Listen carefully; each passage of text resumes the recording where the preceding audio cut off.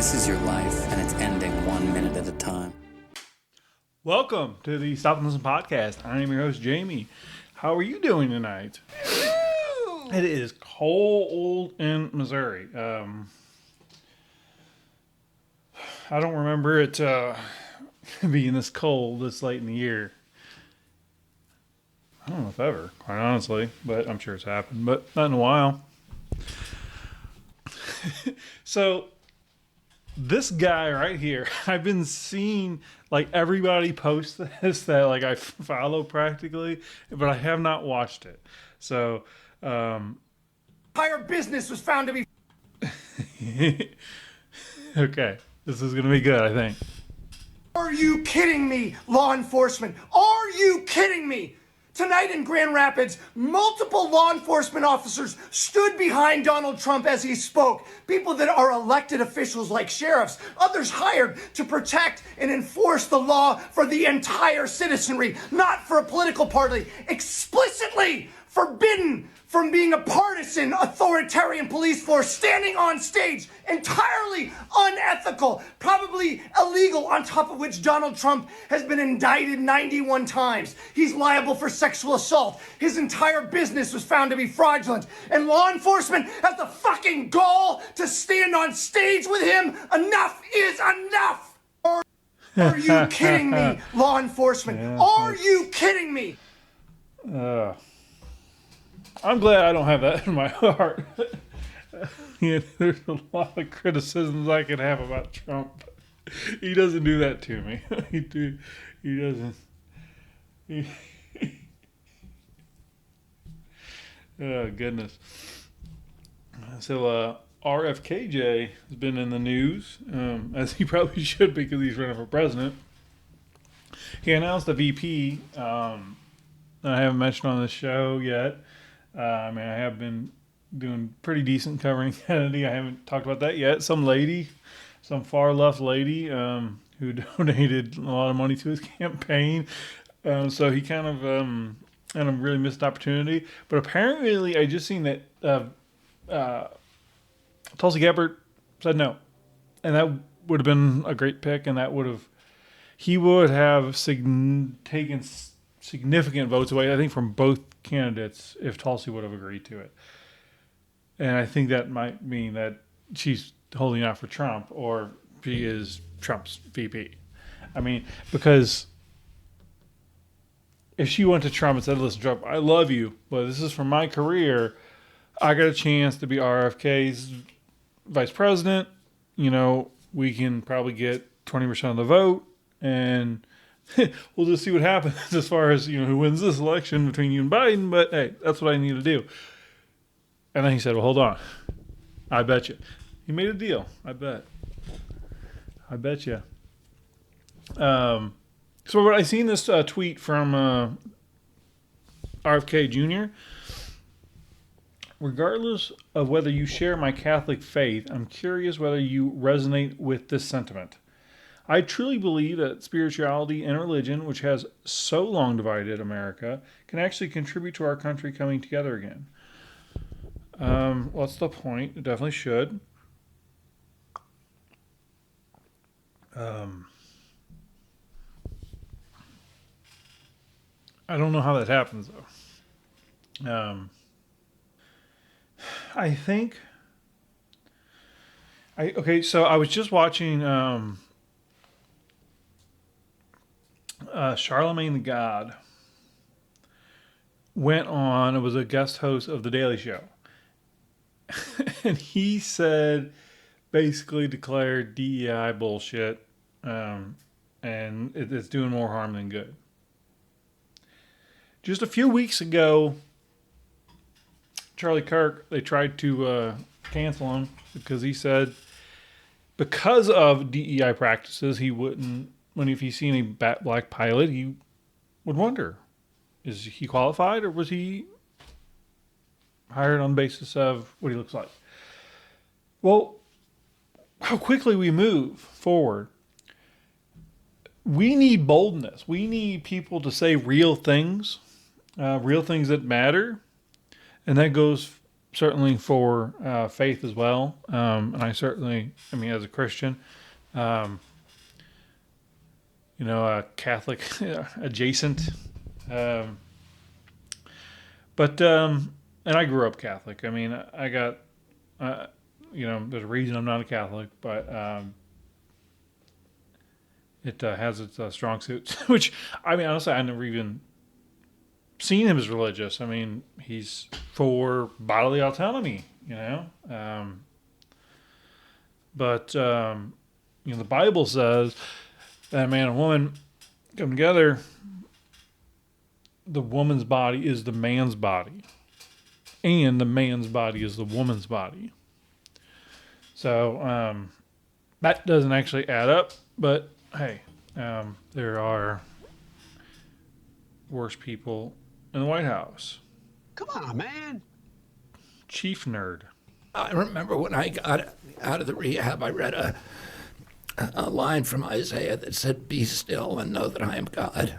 And that had a huge impact on me, of learning to be still is so much, because my life before was, including drugs, it's about, feeling discomfort and then having to fix it somehow. And, growing up is about learning to live. I mean, what a life. So, I mean,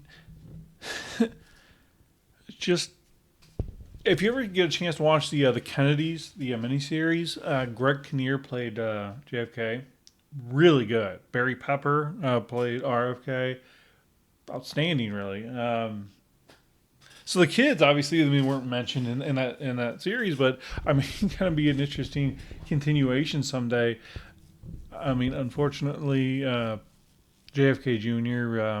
His story would be a lot shorter. Hillary. But this fella, I mean, his dad's assassinated when he's about to become president.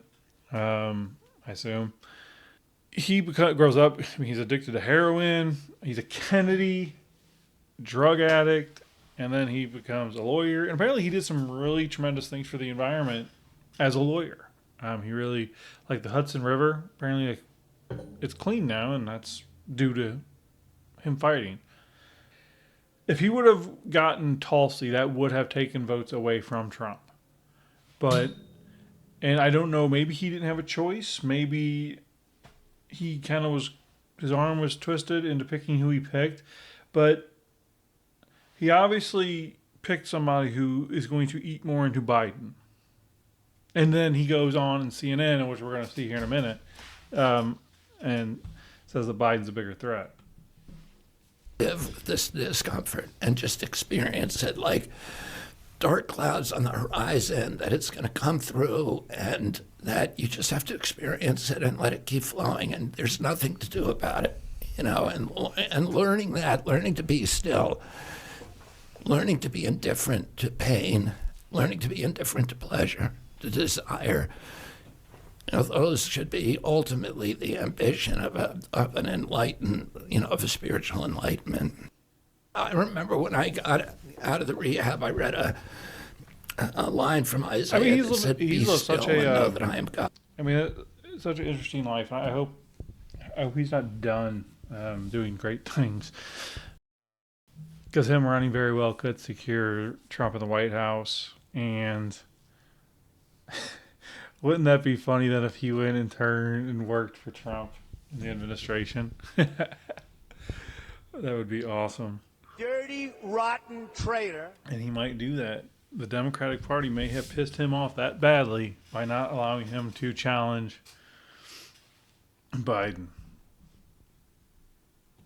They may have messed with the wrong man. So I was going to watch the clip of him on CNN. But he put out this own video on his channel. Go ahead and give it a like ahead of time. And that's the thumbnail, so I'm sure we're going to cover it here. So let's watch. Mr. Kennedy, I appreciate your time. So you're Jeff Zeleny going through the role that Jill Stein played when you just look at the vote tallies in the state of Wisconsin. Only need 2,000 votes to get on the ballot in the state of Wisconsin. So what do you say to Democrats who point to Jill Stein and say, that's going to be you? I mean, what I would say is you have both sides using scare tactics. Republicans say that if Joe Biden gets in, it's going to be the end of the republic. Democrats say if Donald Trump gets in, it's going to be the end of democracy. And I don't think either of them are actually going to destroy democracy. That was actually just interesting how he using So hold on. So let's listen to this again. tactics. Republicans say that if Joe Biden gets in, it's going to be the end of the republic. Democrats say if Donald Trump gets in, it's going to be the end of democracy. Like the inverse of that, if the Republican gets in, then a democracy. If the Democrat gets in, then a republic. And he's going to tell you which one is more likely based on actions. And Trump may seem beloved. And certainly, maybe there's a very small sect that it really wouldn't matter. But his supporters know that he's the pathway. He's the bulldozer for change. That's exactly what we need. He gets in. The main reason I want Trump in there is Clarence Thomas right there. And the Sotomayor lady, they're pushing her. They're trying to push her out because she's got the diabetes, and they're afraid she's gonna die up in office. That was I shouldn't have laughed at that. It's like because that's what happened with Ruth Bader Ginsburg. She held on too long. They lost that seat, unfortunately for them. I don't even know what I was saying. And I don't think either of them are actually going to destroy democracy. We have institutions in this country that are pretty enduring. And if you look at both those candidates, they're very different in their temperament. They're very different in their ideology. And in their rhetoric. But on the issues where they actually depart from each other, it's a very narrow band of issues, and it's the culture war issues like abortion, guns, the border, and they're all important issues, but they're not existential. Trump's already said he wants 15 weeks nationwide, even if your state doesn't want it, apparently, is what he wants to do. And, Biden is just eats his pudding and come on. And guns, no one's talked about guns at all, actually, lately, which is interesting. Because we've had some shootings, and we haven't had quite the rhetoric on guns. You think it's because I had given up? Or maybe we're in 1484 and forced to take them? That's silly talk. I'm being silly. Silly. Back to RFK, folks. Back to RFK. On the existential issues, neither of them has the capacity to address them. The biggest one being the debt. We now have $34 trillion in debt. The service on that debt. So he's going to say, apparently, coming up, that Biden is a bigger threat to this country than Trump is. I didn't hear this talked about in all the, cycles. That's important. That's very important. He's talking about real things. He is a good candidate. And honestly, Tulsi and him, I would roll with that for 4 years. I'm not going to, but if Clarence Thomas goes, though, then there you go. Then it's back to where it used to be. And is more than our military spending. So, and within 5 years, 50 cents out of every dollar collected in taxes are going to go to servicing the debt. And who ran up that debt? It was President Trump and President Biden together in just 4 years each. They ran up more spending than all the previous presidents going back to George Washington combined. The chronic disease epidemic. When my uncle was president, 6% of Americans had chronic disease. Today, 60% do. It's the biggest issue we have. $4.3 trillion that we're spending. Because, see, Trump should appoint him as a special prosecutor because that paper came out that SSRIs are bullshit and they don't do anything for depression. And our government, through Medicare or Medicaid, had been paying for drugs that don't do anything for years. So the federal government should sue. Then they should put all the money they're going to get from that in to help poor people. But part of the settlement would be that drug companies are not allowed to convince people that they're sick all the time anymore. No more commercials, no more advertisements, nothing, none. That's the only way that they could do it, because it wouldn't go if they would just try to pass a law to do it. It's free speech would be the argument, and in this circumstance. Convincing people to take poison, I think, is probably going to be okay. I mean, if other, I don't know, if taking Roundup, maybe hey, if you take a shot of Roundup in the morning, I can't say that. Can I? Okay. Say, you take a shot of Roundup in the morning, and, it, gives you a nice, good energy throughout the day. No ups and downs with coffee. But yeah, it's you're gonna die. But yeah.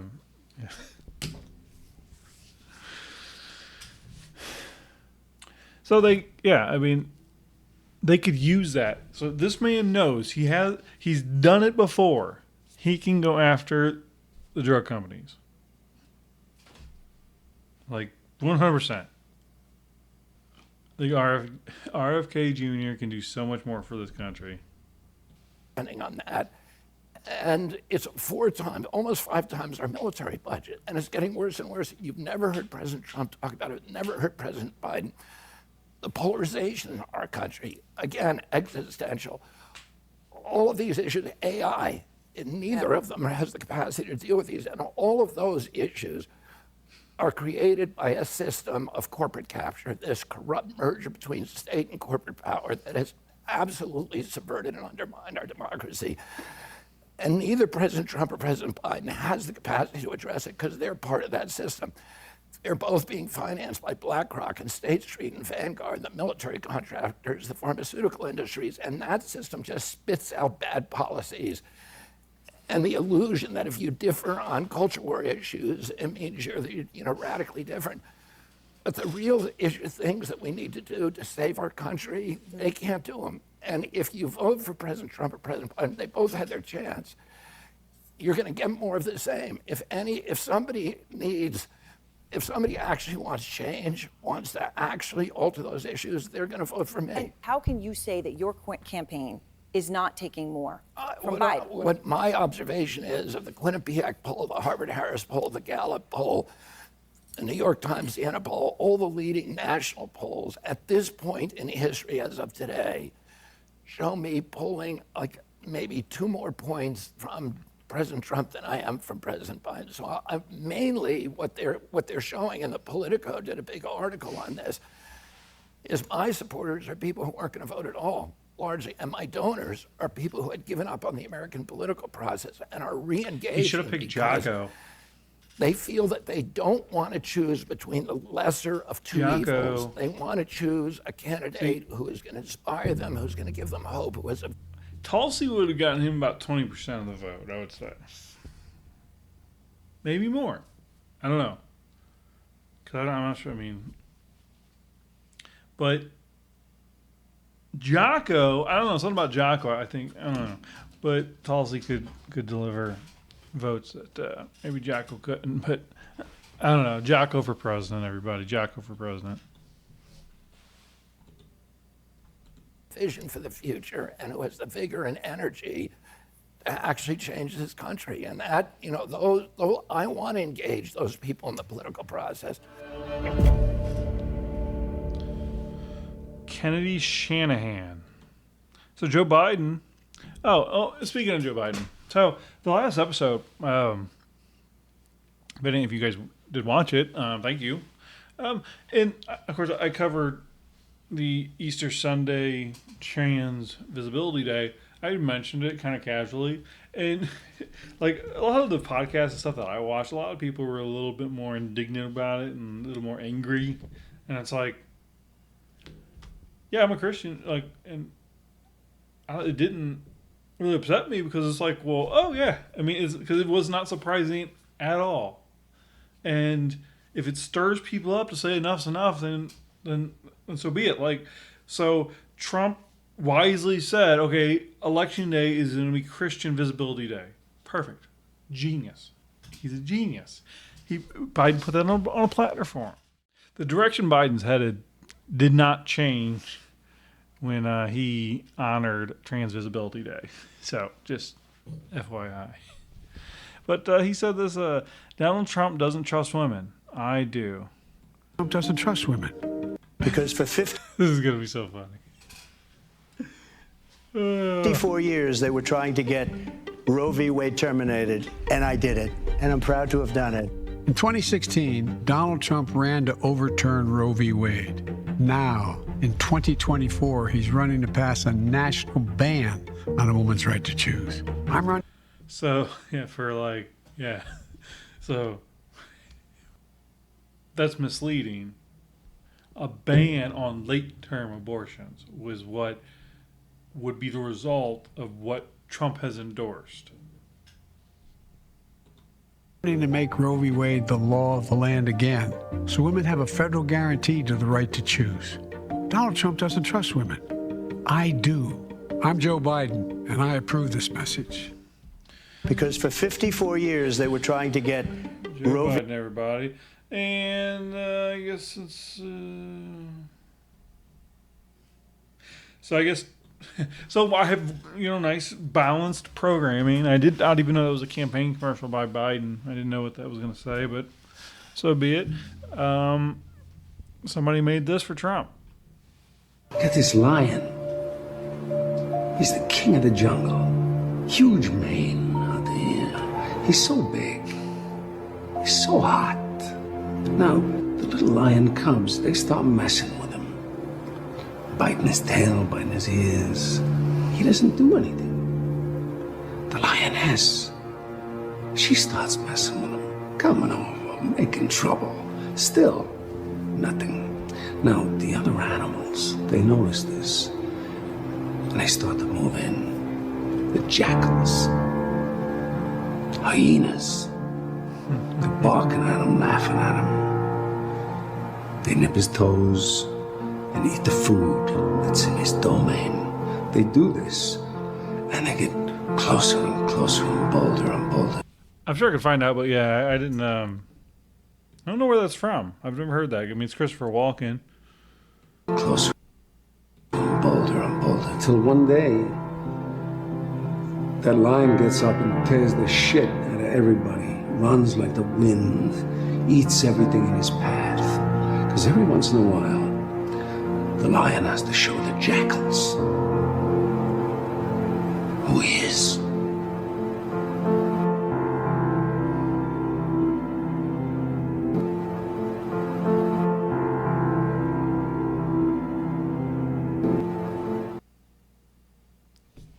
I mean, it's those type of things that you see from Trump that, despite his many flaws, like, he is a good man, like that. Because if you can see videos of him doing that all the time, and it's like, it's not like it's usually like the camera's in the background. I mean, of course, maybe he just knows. Maybe he is that good that he knows a camera's on him regardless, and then, but still, it's like, I mean, if he is that good, I guess even more kudos, because a lot of people, including myself, miss opportunities to, show love to people. But you see that kind of thing from him quite a bit. So, I don't know. It's still like Hillary Clinton still kind of is creeping around. She's tweeting more. She tweeted something. Yeah, that's how I'll close. Let's see what Hillary Clinton had to say. Wow. So look at this. Comments are essentially turned off unless you follow her or she follows you. And she follows, she does follow some people.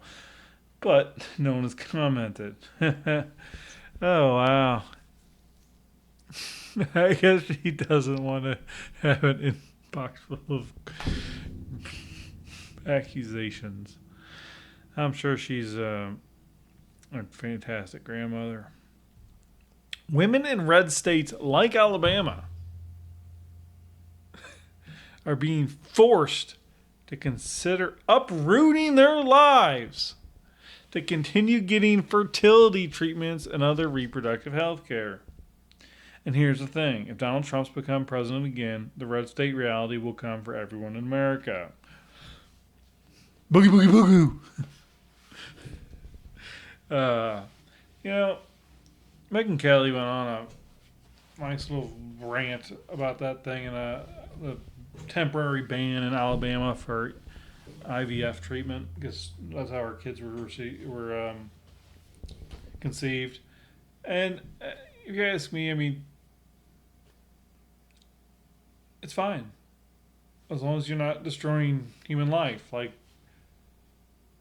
figure out a way. I mean, and actually, it's like the cost. It's like it doesn't change the cost whether you do it like with making one embryo or 10. Well, it's just no destroying embryos. But anyway, I mean, because I think because embryos are human life. I say value it all. We have to show each other love, like, and love isn't accepting everything about a person. That's horrible advice. Like, that's how you get people to ruin themselves. And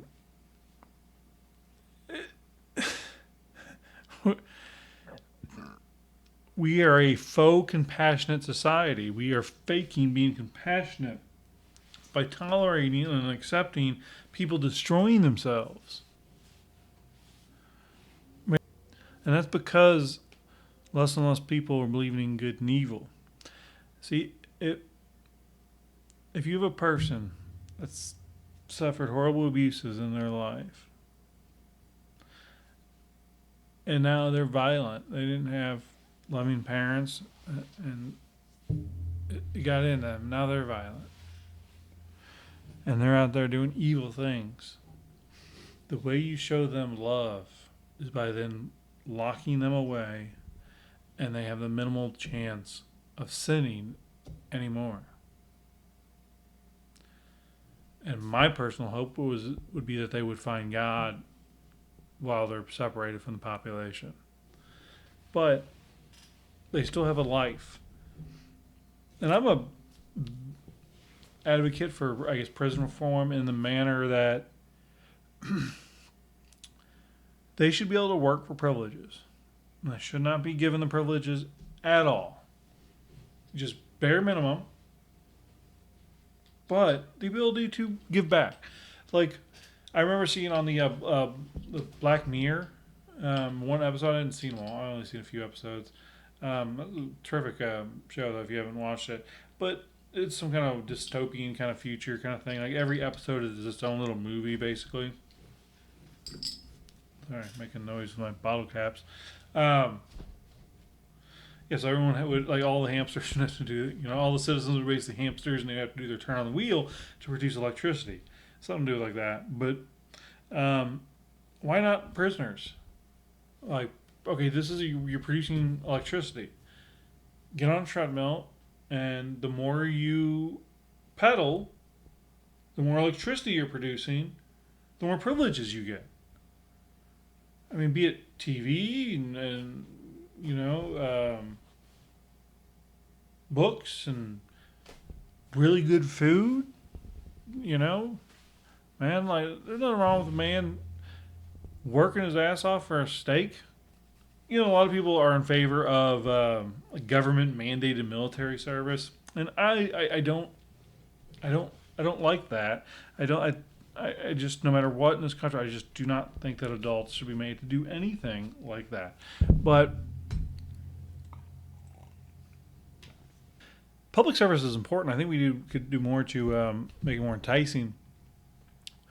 Whereas voting is a constant big issue. Now, this is obviously could never happen, but it would be so much better for this country.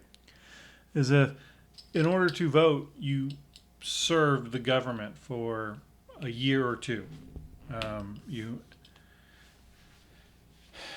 maybe a year, and then you can do an additional year. But anyway, and it's, I don't know, you maybe go work at the post office. You do something. I mean, you're contributing to the government. You're cutting basically the cost of the government, and I mean, maybe they pay. I don't know. But once you do that, then you get the right to vote. That's how you get the right to vote. You do your basically your community service. You take a test, and then you can vote. Everyone vote. I don't know. I don't think it's working out too well. You know, I really don't. And even I would be okay with, honestly, property owners. I should know landowners being able to vote, which would exclude me. I am not a landowner. I live in an apartment, you know, and you know, honestly, I would trust the landowners to vote. And like that's like if I own, that would not mean like if you own your own condo, you're not a landowner. You're basically a property owner because you know, so because you don't own the whole building. So hey, man, we're solving problems here, and I'm rambling. All right, so I'm going to go. I think we're caught up on, kind of things are a little quiet on the political news, so this week anyway. So we're caught up on the news, I think, pretty much for the most part. Not much is going on. I mean, getting to the nitty gritty stuff, but hey, man, I only got so much time, so have a great night. I'll see you next time. Bye.